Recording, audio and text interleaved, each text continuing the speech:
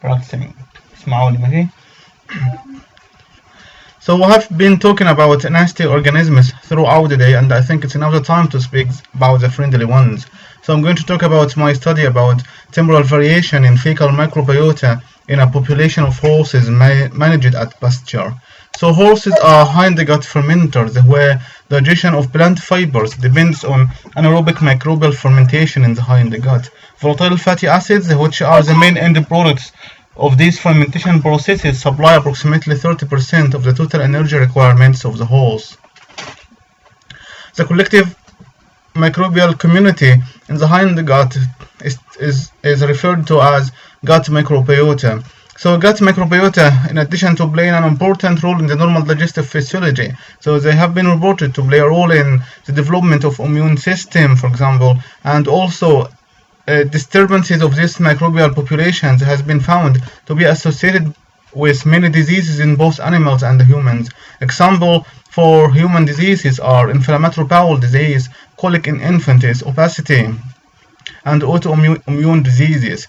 Examples for equine diseases are a form of colic called simple colonic obstruction and distension colic and laminitis. So colic is a term used to refer to behavioral changes in the horses in response to abdominal pain. Such pain almost originates from the gastrointestinal tract, but diseases of other internal organs might be associated with clinical signs of colic.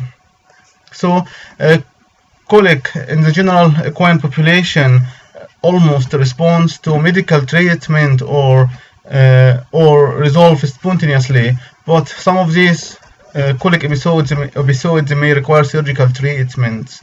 Colic has important welfare and economic implications in horses. So studies that investigated epidemiology of colic in the general equine population has found that risk factors has identified a number of risk factors that increase the risk of colic in some horses. These were mostly associated with the changes in the management, including a change in diet and the turnout regimes.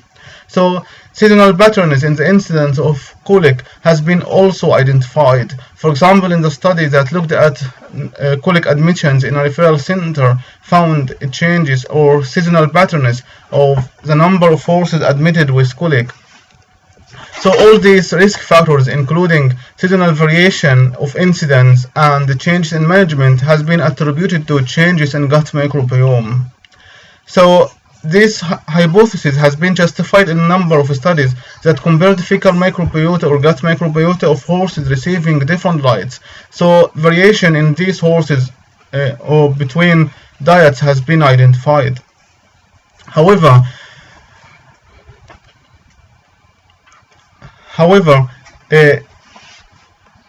currently we don't know if the microbial community of the horses are stable at times, if at times of minimal management. For example, in horses that were kept at minimal management. So we aimed in this study to investigate how the gut microbiota of the horses vary over time when management is kept to the minimum.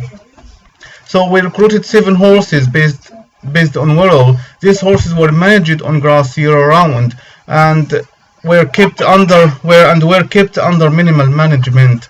Horses were fed only on grass, but haylage wasn't reduced in winter months when grass becomes scarce. So these horses were sampled every 14 days for a year. So the horses were observed for defecation, and samples were collected immediately following defecation and moved straight away into a -8 freezer until processing. This is the sampling schedule of our study. So we started recruitment on mid-April 2014 and the sampling continued until mid-April 2015. So other data collected during the study were weather data. So at each sampling date we collected weather data from a local weather station, and this included lowest and highest lowest average highest temperature, lowest and average and the highest wind speed and rainfall. So one of these horses was excluded from the study after 5 sampling time points because it was put to sleep due to an injury to the lower limb. we have an extra sample which was excluded from further analysis, and a gap in our sampling schedule because samples were mistakenly left in the fridge for a week and before freezing, so this sample was excluded from the analysis. So these samples were processed to extract the DNA, followed by PCR amplification of V1 and V2 region of the bacterial 16S ribosomal RNA, which is used as a phylogenetic marker. So the sequences, the amplicon libraries were sent for sequencing using the Ion Torrent personal next generation sequencing system. The sequence data were processed using a chain pipeline. This included splitting reads among samples based on the barcode sequences, annotating sequences into operational taxonomic units, which refer to sequences at 97 identity threshold, assigning taxonomy to these ATUs and building an OTU and building a phylogenetic tree from the data. So here is a final output from a CHIME. It's an OTU table with OTU ID at the first column, the count of each OTU within each sample, and taxonomy definition of each OTU cluster at the last column. The other important table we need to analyze the microbiome data is the metadata table, which has a sample ID in the first column and other information collected during the study. This sample ID variable is used to link this metadata table to the ATU table during the downstream analysis. So before speaking about the analysis methods, I just want to make it clear about some basic definitions. This includes alpha diversity, which is within sample diversity. It refers to a species variety within a sample and has two components, including richness, which refers to number of species within the sample, and evenness, which take also into account the relative abundance of different species. So beta diversity split biodiversity between samples, and it either uses qualitative measures, or it either uses presence absence data to define this biodiversity, and this is called these are qualitative measures, or maybe quantitative, which take also into account the relative abundance of different species. So a dissimilarity matrix or a distance matrix is pairwise distances between members of two communities, or simply between members of two samples. For example, a Bray-Curtis matrix or dissimilarity matrix, this is used for calculation of beta diversity. So our analysis plan included generating relative abundance plots, identification of clusters within the data, and then we compared the weather data between these clusters. We did constraint ordination analysis. It's a method of analysis or a method of multivariate analysis to identify the amount of variation in the data that could be explained by our explanatory variables. We did multi-level modeling of alpha diversity measures against time, and we measured beta diversity between subsequent time points within each horse, and then these measures were modeled also using linear mixed effects modeling. We did also look at which ATUs that significantly associated with time, or which changed over time using negative binomial models. So here is the relative abundance plot of our data. It shows the relative abundance of different bacterial phyla over time. So the plot, it's clear from the plot that some bacterial phyla like Proteobacteria was stable over time, and others like Firmicutes and Fibrobacteria showed some changes with over time. So we identified three clusters in the data using gap statistics, and these clusters were found, or the weather data collected were found to be significantly different between these clusters apart from the rainfall rate. So the constraint ordination analysis showed that season type of feed, either grass and haylage or grass only, highest temperature and lowest temperatures could explain 13% of the variation in our data.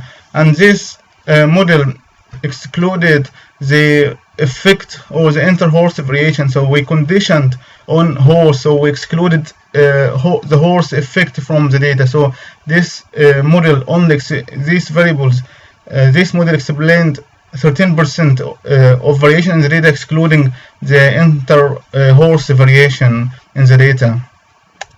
So we modeled alpha diversity against time, and this some measures showed significant linear increase with time, and others like Shannon index showed a cubic polynomial relationship with time, and this was significant as well.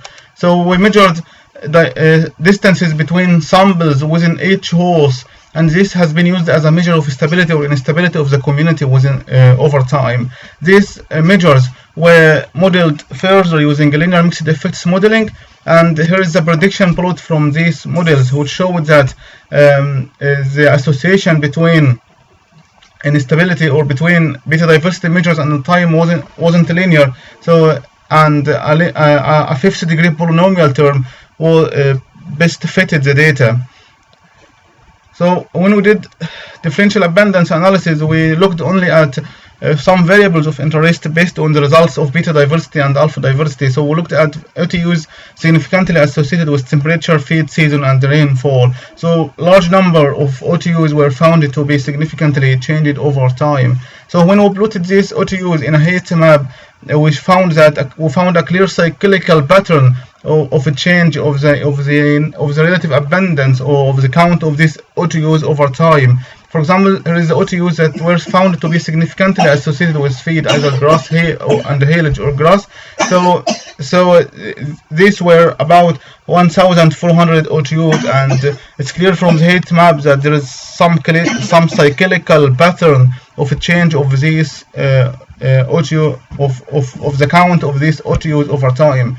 Likewise, the OTUs associated with season showed cyclical pattern of a change over time. So to summarize these results, so the horse fecal microbiota is highly dynamic over time, and the changes in the gut microbiota identified in the current study did not result in any changes or any clinical abnormalities of the examined horses. Furthermore, these findings may contradict previous beliefs that colic risk or colic is caused by changes in the gut microbiota, and instead colic may develop potentially due to lack of this adaptation process identified in this study in some horses, and this might explain the findings of previous studies that some specific horses are at high risk of developing colic.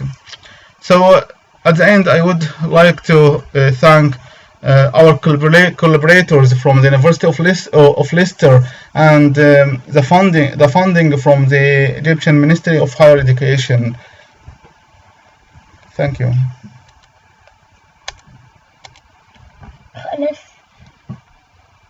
خلص